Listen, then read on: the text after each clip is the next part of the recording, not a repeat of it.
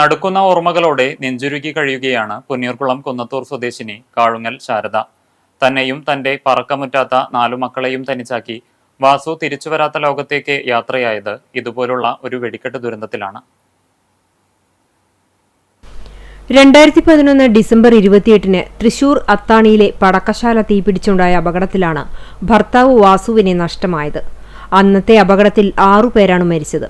സംഭവത്തിന് തലേന്നാണ് വാസുട്ടി എന്ന വാസു വീട്ടിൽ വന്ന് പണിസ്ഥലത്തേക്ക് മടങ്ങിയത്. പിന്നീട് കേട്ടത് അപകട വാർത്തയാണ്.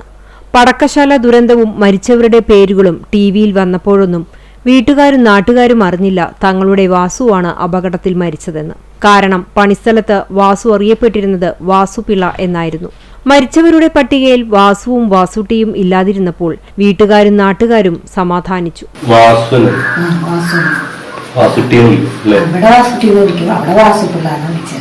അതാണ് ഞങ്ങൾക്ക് മനസ്സിലാവുന്നത്. വാർത്തകൾ വരുമ്പോ വാസുപിള്ളാന്നല്ല പറയണത്. ആ പേര് ഞങ്ങൾക്ക് അറിയില്ലല്ലോ. ഇവിടെ വാസുട്ടിന്നാണ് പേര്. വാസുന്നാ ശരിക്കും എല്ലാവരും വാസുട്ടിന്നാണ്. ഇതില് വരുമ്പോ വാസുപിള്ളാന്ന് പറയുമ്പോ ഒരു ഒത്തുപിടുത്തുണ്ടാക്കില്ല. പേര് ഞങ്ങൾക്ക് അറിയില്ല.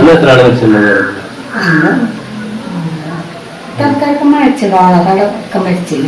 സ്ഥലത്തുനിന്ന് ഇവിടെ നിന്ന് ദിവസം അന്ന് പണിക്ക് കയറുന്നില്ല. ഞാൻ നാളെ പണിക്ക് കയറുന്നില്ല എന്ന് പറഞ്ഞു.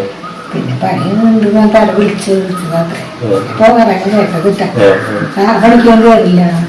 പക്ഷേ മരണം വാസുവിനെ കൊണ്ടുപോയിരുന്നു. വാസുവിന്റെ മരണത്തോടെ തകർന്നത് ഭാര്യ ശാരദയാണ്.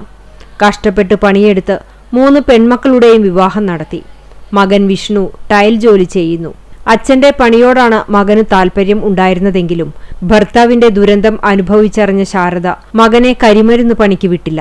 മുണ്ടത്തിക്കോട് ദുരന്തമറിഞ്ഞതു മുതൽ തന്റെ പ്രിയതമന്റെ ഫോട്ടോ നെഞ്ചോട് ചേർത്തുപിടിച്ച് കണ്ണുനീർ പൊഴിക്കുകയാണ് ശാരദ.